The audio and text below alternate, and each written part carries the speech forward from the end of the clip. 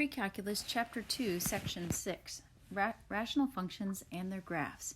And this will be Part 1 of the notes. So here are the things that we're going to cover in all the notes of Section 6. So we'll cover part of these in this video.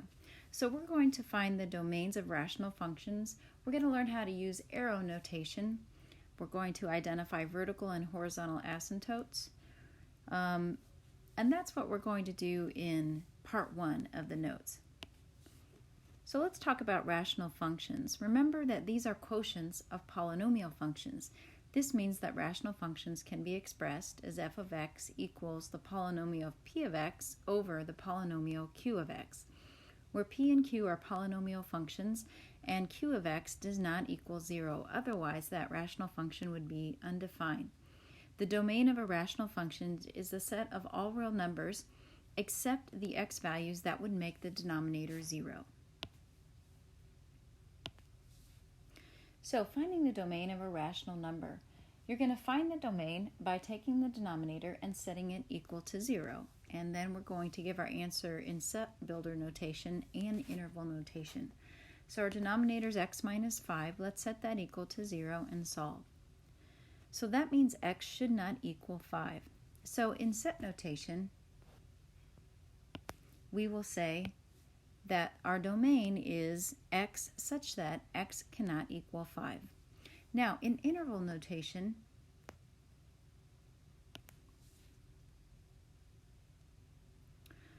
we're going to have the union of the interval negative infinity up to 5, and then 5 up to continuing on to positive infinity. Notice we've used curved parentheses because we don't want to include either the infinities or the 5, and we want the union of 2. So what happens is that you get everything from negative to positive infinity except 5. Let's try another one. So look at this domain, x squared minus 25. So let's set that equal to 0 and solve. So I'm going to add my 25 over. Now I'll take the square root of both sides. So x will equal positive and negative 5. So that means that's what we don't want x to equal. So I change that to x cannot equal.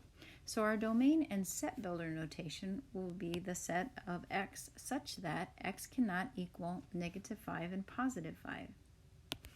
Now our interval notation is a little more involved because we want to go from negative infinity up to negative 5, and then from negative 5 to 5, and then from 5 to positive infinity. And we do not want to include the negative 5, so we do the union from negative 5 to 5, and then the union from 5 to positive infinity. So that notation tells us that our domain can go from negative to positive infinity, but will not include negative 5 or positive 5. Let's try another. So now we have h of x equals x plus 5 over x squared plus 25. So let's set that denominator equal to 0. We'll add the subtract the 25 over. And then right away you'll see that you'll have imaginary numbers. Now what we're looking for are real numbers that we need to exclude from the domain. So since it's only imaginary numbers that would give us 0 in the denominator, that means any real number will work. So our domain in set notation is just the set of all real numbers. And then in interval, it goes from negative infinity up to positive infinity. Let's talk about arrow notation. So we use arrow notation to describe the behavior of some functions. So look at the first.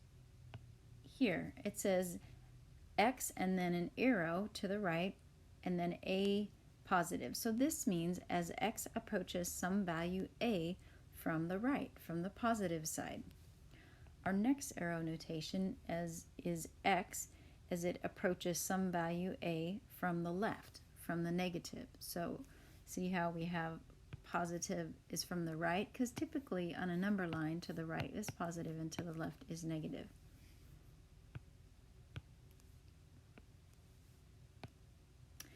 Our next notation is x as it approaches infinity. So x approaches infinity, that is our x value is just increasing without bound. And then our final is x as it approaches negative infinity. So that means x is decreasing without bound. And we use arrow notation to make our math sentences just a little more easier to write, so we don't have to write out all the words all the time.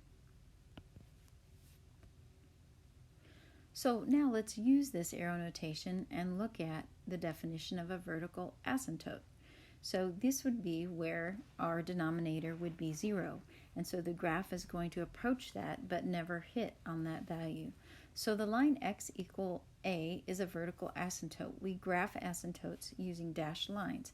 They are a part of the graph but not a permanent part of the curve, and so we don't make them solid. We dash them. They're a boundary of the graph of a function f. So if f of x increases or decreases without bound as x approaches a. So look at the graph on the left and let's read this arrow notation. So this says as x approaches the value a from the right. So see how this right here is approaching this value from the right? Whoa, I put it right on there. Then we look at what's happening to the end. See how this is going up and up? So that means f of x, or the y value of this curve, is getting bigger. So as our x value is approaching a, then f of x is getting infinitely bigger, so approaching positive infinity. Now, here on the left side, it says as x is approaching this value a from the left, notice the end of the graph is also going up. So that means f of x, the y value, is getting infinitely bigger. So that's a really concise way to say as x approaches whatever value a is from the left, from the negative, y, or f of x, is approaching infinity.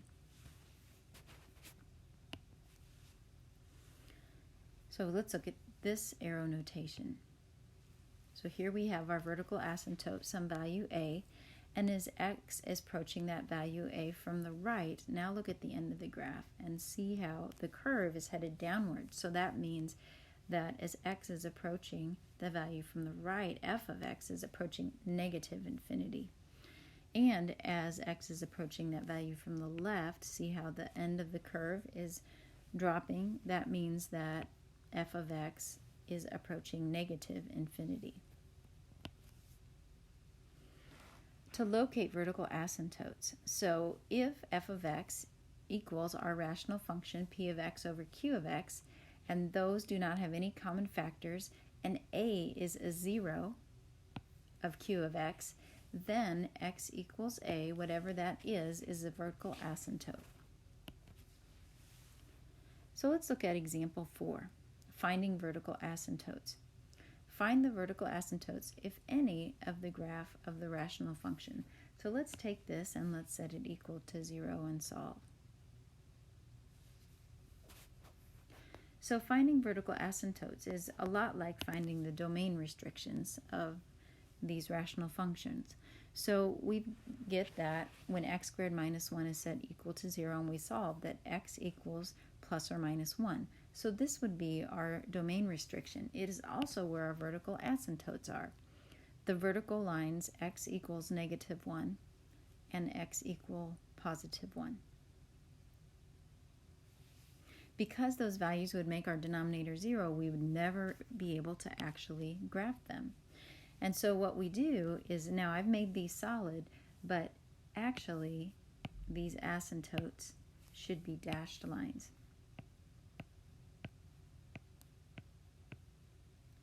They're there, they're definitely a boundary in the graph, but because they're not made up of points, x and y value points, then we do not make them a solid curve or a solid line. So the zeros of the denominator, those x values that we need to exclude, are negative 1 and 1. Thus, our vertical asymptotes are the vertical lines x equals negative 1 and x equals 1. Let's look at number 5. So we have x minus 1 over x squared plus 1. So let's set our denominator equal to 0 to see our domain limitations and also our vertical asymptotes, if there are any. Now when we solve, notice that what we get is the square root of -1, which is plus or minus I. So we're looking for real numbers that we could graph as vertical asymptotes. And so if you only have imaginary values that would make your denominator 0, that means that this graph has no vertical asymptotes. Now what does this graph look like? There. And so take a look here. See how this graph, as you look at it left and right, does not have any drops or any interruptions vertically. It's continuous.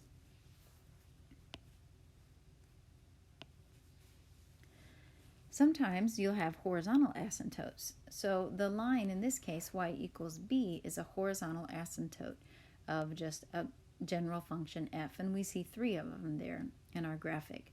And so if f of x approaches that horizontal asymptote b, as x increases or decreases without bound. So let's look at this arrow notation here and this graph. So as x is approaching infinity, so as you look at the graph left to right, so your eyes see how this curve is approaching this dashed line, that asymptote.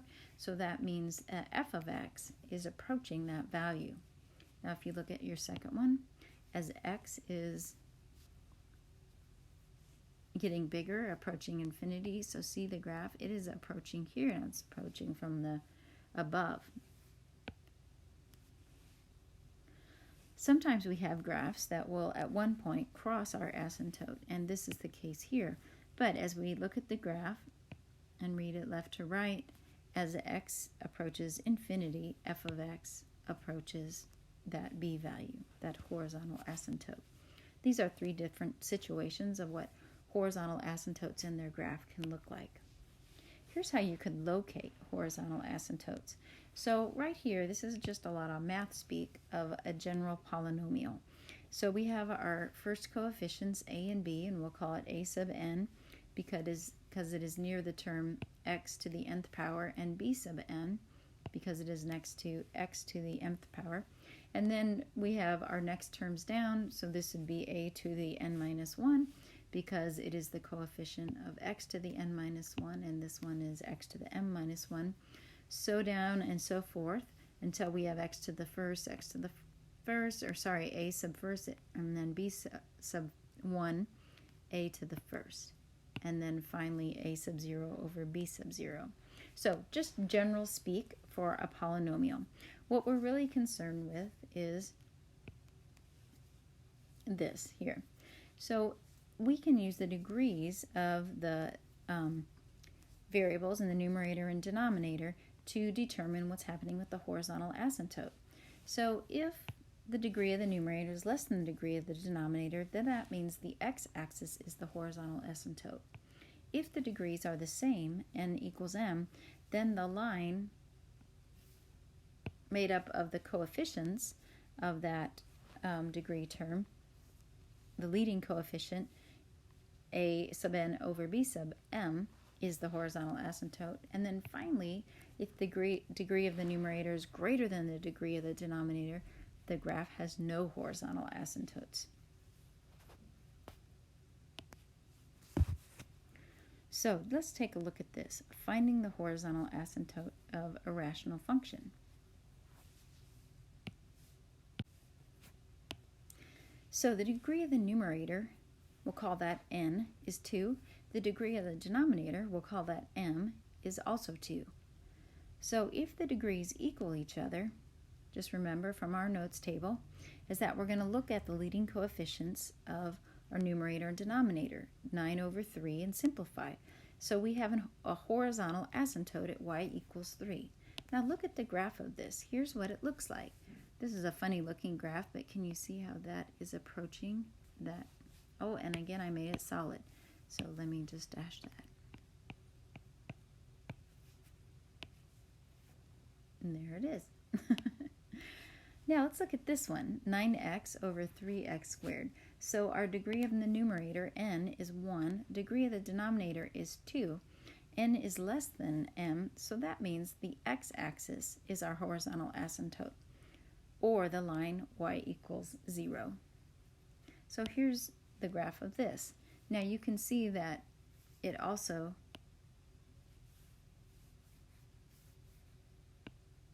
is the graph crosses it, but at the ends, the curve of the graph is approaching, as x is approaching negative infinity and x is approaching positive infinity, they are both approaching that horizontal asymptote of y equals 0. For this one, the degree of our numerator, n, is 3. The degree of the denominator is 2. N is greater than m, so there are no horizontal asymptotes. So again, mathematicians who have gone before us have figured out these patterns. It makes our work simpler. So as you look at this graph, you can see that there is no place at which the curve is approaching any value horizontally. All right, that concludes our notes of part 1 for section 6 and chapter 2, just graphing rational functions.